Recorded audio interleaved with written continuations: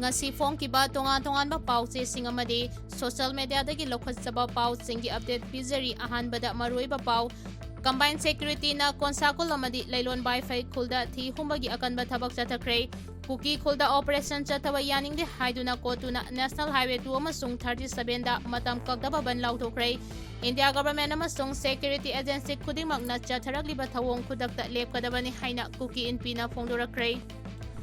Kuki terrorist singna attack toina taurakpadagi naga isilinau singsu hena section kray masagi khul ngakchanaba sem Chaba Phangdre Masi khangbadagi Kuki singna kibadagi naga mitai animak lan thengnaba ngamlaroi haina mitai da surrender tawbani haikre Sisipurda naga macha ama pusinaba honaramba Asadul Islambo newspaper da mitai pangalni haibadu aranba Wapham ni hairi Mahang Manipurda lairiba city thabak chathok chasin tawbagini magi asengba poknafamdi Assamdagini hairi makha badi logi oibada paikhatlagani haikre Esarda New Delhi da thungkre BJP gi thaumi singna taramna okre Manipur gi damak peace laknaba amadi development tawnaba honabada asoba thodang lawgani haina mafam aduda leiramba paumi singda phongdokre Kuki militant sokpada layeng naba CM Khemchana thawai yawbagum arambai tengol phakibasida kari tawba yai hainaso mityeng changbibada kari kaibage haina kaikol maira paibi ima singna CM Khemchanda hanglakre Indian Constitution amadi Supreme Court ki kanglon sing Manipurda ngakna chatre haina MP Bimolna phongdorakre June 12 dagi Manipur lenga ki employee sing mass casual leave lauragani July amadagi thabak lepkadauri Jenims da laikanariba Konshakhul gi miyoi mapan naga Joujangtek ki kangbu singna unakre Thaunaujam Brinda lakadariba assembly mikhala sida high school asida mirep oina lamba tauragani haina lauthokre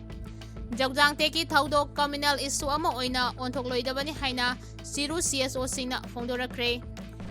Haukiba pung kunmari da Bishnupur district da miyoi ahum dengue positive oikre Hauzik pau sandongna pizari Combined security na Konshakhul amadi lailon Wi-Fi khulda thi humbagi akanba thabak chathakre Kuki khulda operation chathaba yaningde haiduna kotuna National Highway 2 amasung 37 da matam kaktaba ban lauthokre India government amasung security agency khudingmakna chatharagliba thawong khudakta lepkadabani haina Kuki Inpi na phongdorakre Kangpokpi district ki manungchana leiriba Liangmai naga khul ama oiriba Konshakhul amasung yumthangnana laiminariba Kuki khul lailon Wi-Fi khulda naha numidangdagi combined security force na operation chathaduna thi humbagi akanba thabak chathakre amaromda security force na atamnana Kuki khulda operation chathaba yaningde haina Maral Siduna Committee on Tribal Unity Kotuna National Highway 2 Imphal Dimapur amasung National Highway 37 Imphal Jiribam lambida matam kaktaba ban lauthokre Manipur Police na thadurakpa cherol amada Kangpokpi district ki Konshakhul amasung lailon Wi-Fi khulda naha numidangdagi Manipur Police CRPF amasung Army ki apunba kangbuna thi humbagi thabak chathake panbaya badi numit kharanigi mamangdaso Konshakhul amasung lailon Wi-Fi khulda Combined Security Force na thi humbagi akanba thabak chathaba laikhrabane haukiba matam khara asida Liangmai naga khul ama oiriba Konshakhul amasung Kuki khul ama oiriba lailon Wi-Fi khul anigi marakta ungkhatnabagi thawong sing chatharakpaga loinana May 16 da lailon Wi-Fi khul manaktagi Konshakhul gi nupi angang yauna miyoi 19 Kuki militant singna fakhraba matungda Nupi angang sing thadoraklaba matung nagamisam tarukna tha amarom thiba khangdana leiraba matung makang makakaklaba hakchang oina puthorakpa thaudokna naga amasung Kuki community anigi marakta hena ungkhatnabagi phibam ama leiribani amaromda laimakong kangsup area da akhanana security force na operation chathabagi mayokta Committee on Tribal Unity Kotuna Ngarang nungthil pung 3 dagi Imphal Dimapur lambi amasung Imphal Jiribam lambi da matam kaktaba ban lauthokre Kotugi maike dagi atamnana mafam kharada security force na operation chathariba ste khudakta thingbinaba center lengak maru oina Ministry of Home Affairs ki pungning chingsilagle loinana khudongthiba thaudok thokpa yaba khulsing amade miyambu matik chana protection piyo pastor ahum hatkiba amade Civilian Taranithoi Hatkibagi Matangda, Independent Investigation Chatagadabane, Yumai Thaba, Etek Chatabagi Tawong Kudakta, Tingadabani Haina, Lengaki Puning Sing Silagli.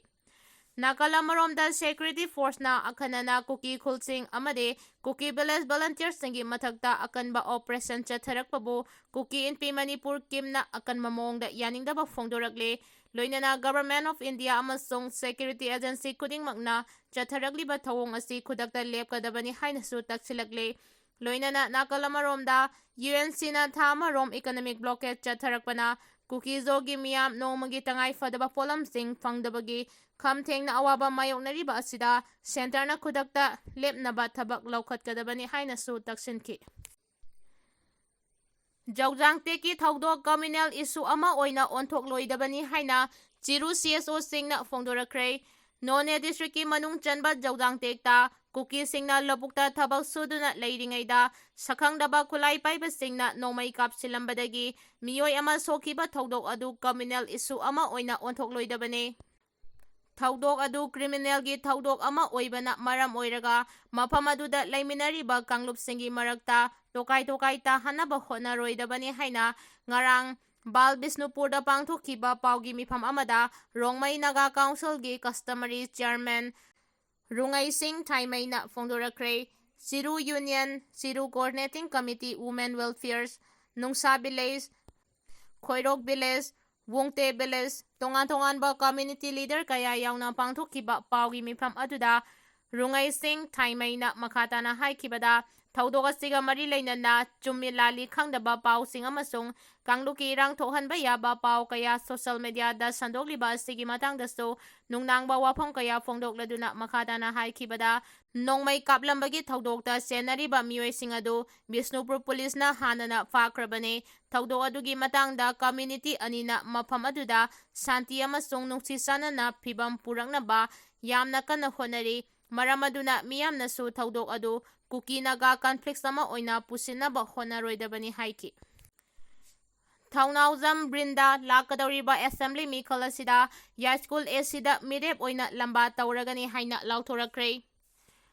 Mathang chahi English singani kuntaret ki anganba sarukta pangthoklaba yai haina thajanariba Tarahumdoi suba Manipur Legislative Assembly ki Mikhalda Thaunauzam Brinda High School Asida Mirep oiragani haina ngarang mahaki mayumda pangthokkiba program amaga mari leinana official oina lauthorakre. Thauram aduga mari leinana mahakna haikibada sanglaba matam asi lamdam asida Congress na lengak sasan tawduna lakhibane adubu makoigi lengak sasan amasung policy da miyamna penadaba kaya leibadagi English singani taratareta BJP da miyamna power sinakibane adubu BJP na lengak sasan hek pairakpadagi lamdam asida amangata amasung yaikai thingaiba kaya leptana chatharagle BJP gi asigumba lengak sasan amasung policy program kaya asi makata na adumangsa thaduna leirabade Manipur asi masjid kaya thokna kairagani BJP gi thabak thawong sing asina lamdam asida afaba tawrakani haibase thajaningai oide Manipur gi haudi oiriba phibam asida sing amasung tam anida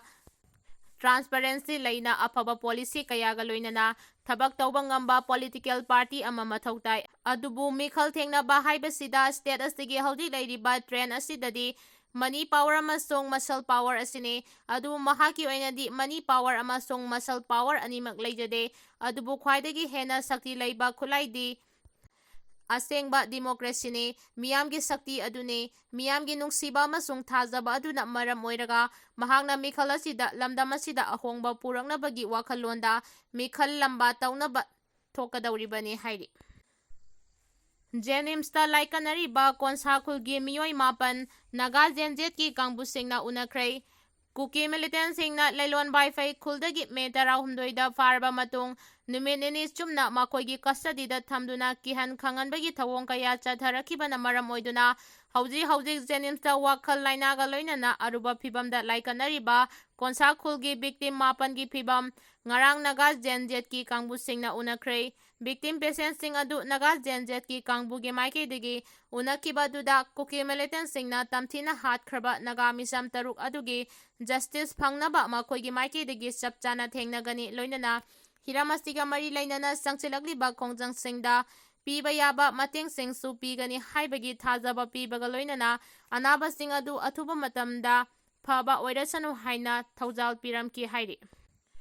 Naga ꯖꯦꯟꯖꯦꯠꯀꯤ ꯀꯥꯡꯕꯨ ꯑꯗꯨꯅ ꯀꯣꯟꯁꯥꯈꯨꯜꯒꯤ ꯆꯤꯌꯔꯃꯦꯟꯒꯁꯨ ꯍꯛꯊꯦꯡꯅꯅ ꯎꯅꯗꯨꯅ ꯊꯣꯛꯈꯤꯕ ꯊꯧꯗꯣꯛꯁꯤꯡꯒꯤ ꯃꯇꯥꯡꯗ ꯋꯥꯔꯤ ꯁꯥꯅꯈꯤ꯫ ꯂꯣꯏꯅꯅ ꯑꯋꯥꯕ ꯇꯥꯔꯕ ꯃꯇꯝ ꯑꯁꯤꯗ ꯁꯣꯂꯤꯗꯥꯔꯤꯇꯤ ꯎꯠꯄ ꯑꯣꯏꯅ ꯑꯄꯤꯛꯄ ꯇꯣꯀꯟ ꯑꯣꯐ ꯂꯚ ꯑꯃꯁꯨꯡ ꯈꯨꯠꯁꯤꯟꯅꯔꯝꯈꯤ꯫ ꯂꯣꯏꯅꯅ ꯅꯥꯒꯥ ꯇꯔꯨꯛꯀꯤ ꯃꯤꯍꯥꯠ ꯑꯁꯤꯒꯤ ꯖꯁꯇꯤꯁ ꯑꯊꯨꯕ ꯃꯇꯝꯗ ꯐꯪꯕ ꯑꯣꯏꯔꯁꯅꯨ ꯑꯃꯁꯨꯡ ꯂꯥꯏꯀꯠꯅꯔꯤꯕꯁꯤꯡ ꯑꯁꯤꯕꯨꯁꯨ ꯑꯊꯨꯕ ꯃꯇꯝꯗ ꯐꯒꯠꯂꯛꯄ ꯑꯣꯏꯔꯁꯅꯨ ꯍꯥꯏꯅ ꯐꯣꯡꯗꯣꯛꯂꯝꯈꯤ ꯍꯥꯏꯔꯤ꯫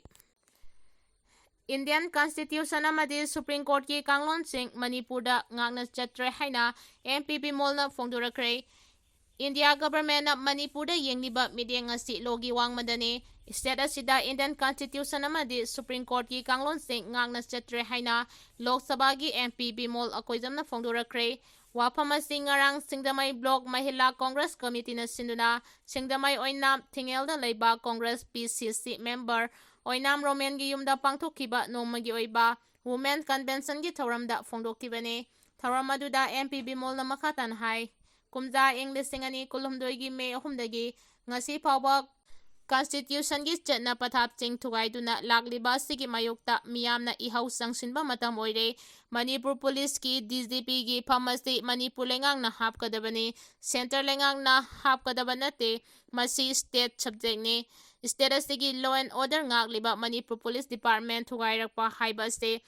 ꯂꯩꯕꯥꯛ ꯊꯨꯒꯥꯏꯔꯛꯄꯒꯤ ꯑꯍꯥꯟꯕ ꯈꯣꯡꯊꯥꯡꯅꯤ꯫ ꯃꯁꯤꯒꯤ ꯈꯨꯗꯝ ꯍꯥꯏꯔꯕꯗ ꯍꯧꯈꯤꯕ ꯀꯨꯝꯖꯥ ꯏꯪ 2019ꯒꯤ ꯑꯦꯄ꯭ꯔꯤꯜ 19ꯗ ꯆꯨꯔꯆꯥꯟꯄꯨꯔ ꯗꯤꯁꯇ꯭ꯔꯤꯛꯇꯒꯤ ꯃꯅꯤꯄꯨꯔ ꯄꯨꯂꯤꯁ ꯂꯧꯊꯣꯛꯈꯤꯕ ꯅꯨꯃꯤꯠ ꯈꯔꯅꯤ ꯂꯩꯔꯒ ꯃꯦ 3ꯗꯒꯤ ꯏꯔꯥꯡ ꯑꯁꯤ ꯂꯥꯛꯈꯤꯕꯅꯤ ꯍꯥꯏꯈꯤ꯫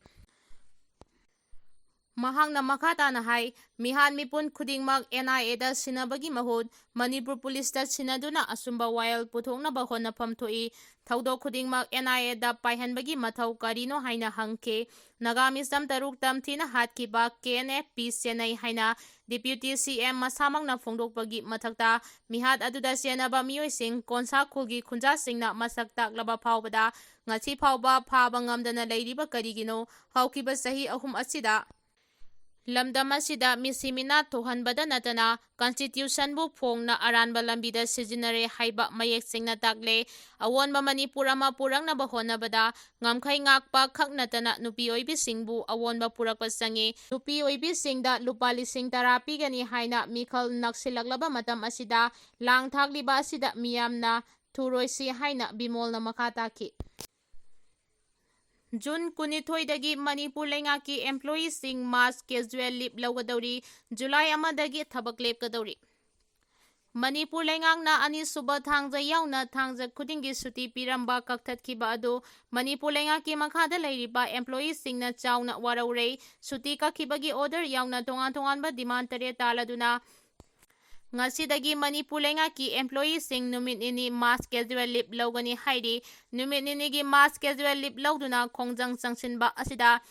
ꯂꯩꯉꯥꯛꯅ ꯑꯦꯝꯄ꯭ꯂꯣꯌꯤꯁꯤꯡꯒꯤ ꯗꯤꯃꯥꯟ ꯇꯥꯗꯕ ꯇꯥꯔꯕꯗꯤ ꯃꯊꯪ ꯊꯥ ꯖꯨꯂꯥꯏ 1ꯗꯒꯤ ꯃꯇꯝ ꯀꯛꯇꯅ ꯊꯕꯛ ꯂꯦꯞꯄꯒꯤ ꯈꯣꯡꯖꯪ ꯆꯪꯁꯤꯜꯂꯒꯅꯤ ꯍꯥꯏꯅ ꯃꯅꯤꯄꯨꯔ ꯒꯚꯔꯟꯃꯦꯟꯠ ꯁꯔꯚꯤꯁꯦꯁ ꯐꯦꯗꯔꯦꯁꯟꯅ ꯂꯩꯉꯥꯛꯇ ꯈꯪꯍꯟꯈ꯭ꯔꯦ꯫ ꯐꯦꯗꯔꯦꯁꯟ ꯑꯁꯤꯅ ꯊꯥ ꯑꯁꯤꯒꯤ 9ꯗ ꯆꯤꯐ ꯃꯤꯅꯤꯁꯇꯔ ꯌꯨꯝꯅꯥꯝ ꯈꯦꯝꯆꯥꯟꯗ ꯑꯦꯝꯄ꯭ꯂꯣꯌꯤꯁꯤꯡ ꯑꯃꯁꯨꯡ ꯄꯦꯟꯁꯅꯔꯁꯤꯡꯅ ꯊꯦꯡꯅꯔꯤꯕ ꯈꯨꯗꯣꯡꯆꯥꯗꯕꯁꯤꯡ ꯃꯇꯝ ꯁꯥꯡꯅ ꯄꯟꯗꯨꯅ ꯂꯩꯔꯛꯂꯕ ꯗꯤꯃꯥꯟꯁꯤꯡ ꯌꯦꯡꯁꯤꯟꯕꯤꯅꯕ ꯑꯔꯣꯏꯕ ꯑꯜꯇꯤꯃꯦꯇꯝ ꯑꯃꯗꯤ ꯁ꯭ꯇꯥꯐꯀꯤ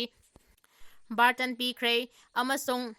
ꯃꯅꯤꯄꯨꯔ ꯒꯚꯔꯟꯃꯦꯟꯠ ꯁꯔꯚꯤꯁꯦꯁ ꯐꯦꯗꯔꯦꯁꯟꯒꯤ ꯖꯦꯅꯔꯦꯜ ꯁꯦꯀ꯭ꯔꯦꯇꯔꯤ S. ꯄ꯭ꯔꯕꯤꯟ ꯀꯨꯃꯥꯔꯅ ꯊꯥꯗꯣꯔꯛꯄ ꯆꯦꯔꯣꯜ ꯑꯁꯤꯅ ꯃꯇꯝ ꯁꯥꯡꯅ ꯇꯥꯗꯨꯅ ꯂꯥꯛꯂꯕ ꯗꯤꯃꯥꯟꯁꯤꯡ ꯂꯩꯉꯥꯛꯀ ꯋꯥꯔꯤ ꯁꯥꯅꯗꯨꯅ ꯋꯥꯔꯣꯏꯁꯤꯟ ꯄꯨꯔꯛꯅꯕ ꯉꯥꯏꯗꯨꯅ ꯂꯥꯛꯈꯤꯕꯅꯤ꯫ ꯃꯔꯝ ꯆꯥꯕ ꯑꯦꯝꯄ꯭ꯂꯣꯌꯤꯁꯤꯡꯒꯤ ꯗꯤꯃꯥꯟꯁꯤꯡ ꯃꯅꯤꯄꯨꯔ ꯂꯩꯉꯥꯛꯅ ꯉꯁꯤ ꯐꯥꯎꯕ ꯏꯀꯥꯏ ꯈꯨꯝꯅꯕꯤꯗꯦ꯫ ꯍꯧꯖꯤꯛꯁꯨ ꯂꯩꯉꯥꯛꯇ